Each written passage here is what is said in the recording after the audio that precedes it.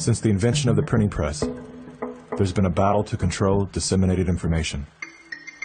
In the early 1900s, oil tycoon John D. Rockefeller took control of every newspaper and news editor of his era.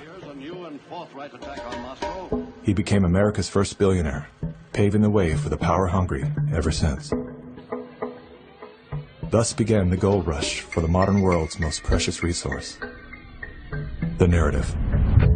Do you have any people being paid by the CIA who are contributing to a major circulation American journal?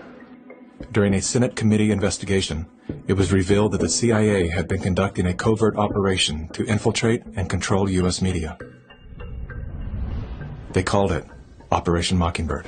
We do have people who submit pieces to American journals. Do you have any people paid by the CIA who are working for television networks? This, I think, gets into the kind of details, Mr. Chairman, that I'd like to get into in executive session. Over 3,000 CIA contracted and trained operatives were placed in key positions within top media outlets.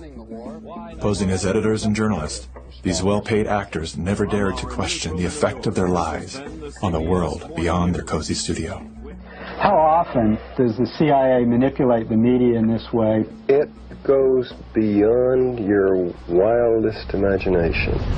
Setting up student organizations so they could draw radical students in. 5,000 university professors co-opted to help the CIA manipulate people's minds.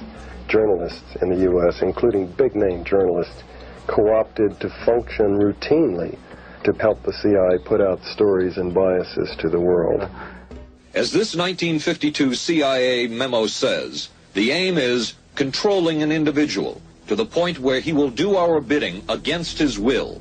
It's a great brainwashing process to change the perception of reality of every American to such an extent no one is able to come to sensible conclusions in the interest of defending themselves, their families, their community, and their country. Would you say that continues today? Well, I would think probably for a reporter it would continue today, but because of all of the revelations, I think you've got to be much more careful about it. So how do we know that Operation Mockingbird still isn't in effect? Well, we don't.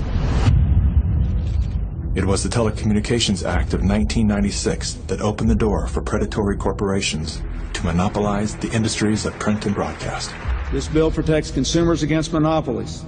It guarantees the diversity of voices. Today, a handful of corporate empires own and control the vast majority of everything you read, hear, and watch. From the biggest movie studios, television and radio networks, newspapers and magazines, to the vast universe of internet news and entertainment sites. Amazon has transformed its operations in response to COVID-19 to protect employees and keep packages flowing. The company is keeping its employees safe and healthy while still delivering those packages to your doorstep. The company is keeping its employees safe and healthy. The company is keeping its employees safe. Millions of Americans staying at home. Millions of Americans staying at home. And that is how it works. It's like a house of mirrors, where you're seeing the same thing over and over and over again, except it's distorted. There's an industry that is paid to go after and target journalists, whistleblowers, and inundate our consciousness and the images we see to try to ruin, destroy, or smear the idea that they don't like or the person who's delivering it. You smear somebody with falsehoods and all the rest, and then you merchandise it. And then you write it, and they'll say, see, it's reported in the press, so they have that validation that the press reported the smear, and then it's called the wrap-up smear. Now I'm going to merchandise the press's report on the smear that we made. And it's a tactic. Welcome back, everybody. News personalities are not the only high-paid actors to serve the propaganda machine. Most late-night talk shows are owned by the same corporate overlords, and thus follow the same script, only laced with a laugh. Our main story tonight concerns conspiracy theories. Last Week Tonight with John Oliver featured a skit entitled Coronavirus Conspiracy Theories. Like the claim that the moon landing was faked. First thing to note here is that Mr. Oliver opens with commentary about conspiracy theories that are completely unrelated to coronavirus. This is a standard tactic used by propagandists to set a tone so that anything that follows will be seen through the lens of absurdity. Plandemic, a pseudo-documentary filled with a hodgepodge of conspiracy theories.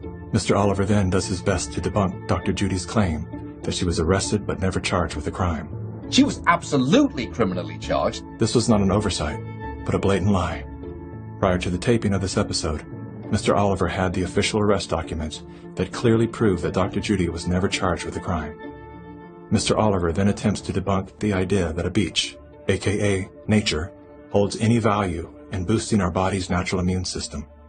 Instead of challenging a point with science, he kills it with a smear. Everything that you just said is insane. Television is not the truth. We deal in illusions, man. None of it is true. But you people sit there day after day, night after night, all ages, colors, creeds.